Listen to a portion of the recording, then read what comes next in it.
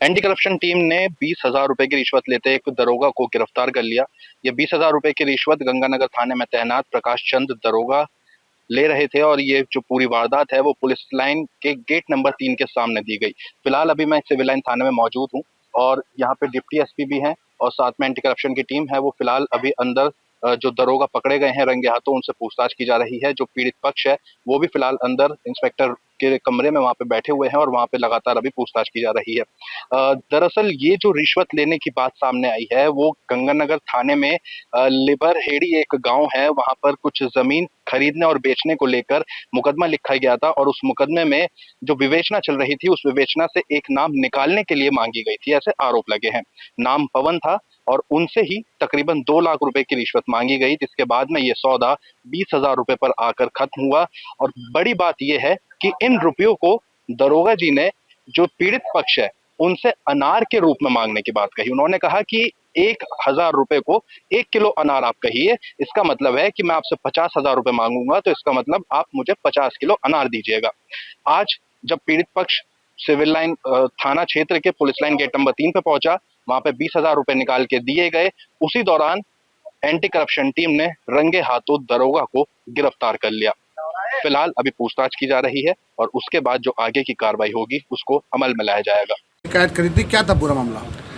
जी, मेरा नाम दीपक चौधरी है, सन ऑफ पवन कुमार। मैं निवासी ग्राम लिबरेडी हूँ। तो मैंने ये शिकायत करी थी चंद्र प्रकाश दरोगा जी के खिलाफ। इन्होंने एक झूठा मुकदमा लिखा गया जिसमें मुकदमे में मेरे पिताजी का नाम, मेरी मामा जी के लड़के नवनीत का नाम और मेरी मामी जी संगीता का नाम लिखा गया। हमने इनसे रिक्वेस्ट करी, सर मुकदमा झूठा है, आप केवल सच लिख दीजिए, सच में हमारी मदद करिए। तो इन्होंने कहा सच मुझे पता है लेकिन सच लिखने के पैसे लगेंगे। उस एवज में इन्होंने मेरे से 2 लाख रुपए मांगे। फिर उसके बाद मैंने कहा सर इतने पैसे मैं नहीं दे पाऊंगा। फिर ये 50,000 रुपये आ गए और आखिर में 20,000 रुपये में हमारी जो है इनसे डील डन हुई। इसी बीच मुझे लगा कि जो है पैसे देना गलत है, ऐसे इनका और भी हौसला बढ़ेगा और भी लोगों को ये परेशान करेंगे। तो मैंने ऑनलाइन नंबर निकाला एंटी करप्शन टीम का और मैंने सर को कॉन्टैक्ट करा, इंस्पेक्टर दुर्गेश जी को, और उन्होंने मुझे अपने ऑफिस बुलाया और उन्होंने सांत्वना दी कि जो है सब चीज़ें सही होंगी और तुम्हारे ऊपर कोई केस नहीं लिखा जाएगा झूठा, तुम केवल सच का साथ दो।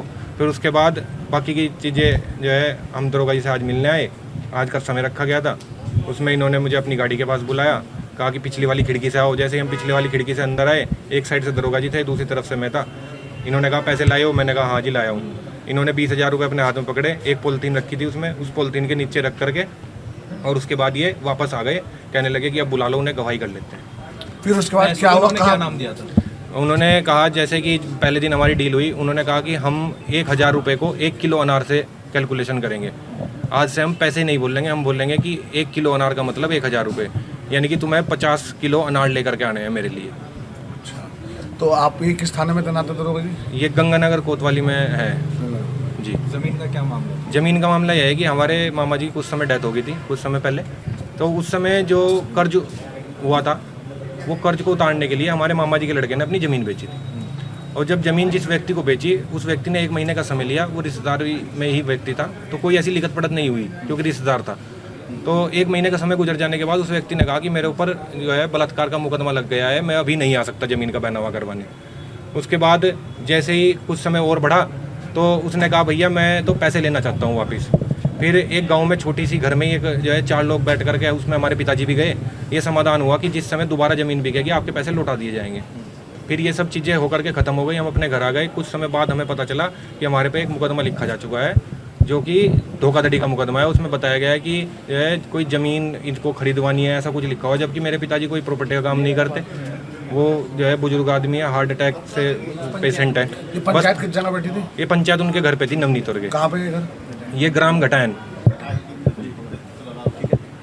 तो वहाँ पे उसके बाद हमारी इनसे बातचीत हुई, वहाँ पे ये समाधान कुछ ऐसा खास निकला नहीं, तो हमारे पापा घर आ गए। फिर 31/5 में जब दरोगा जी सुबह 5 बजे घर पहुँचे, 31/5/2026 में, तब जा करके हमें पता चला कि हमारे खिलाफ मुकदमा लिखा जा चुका है। क्या नाम है आपके पिताजी का? मेरे पिताजी का नाम पवन है। आपका पूरा नाम क्या?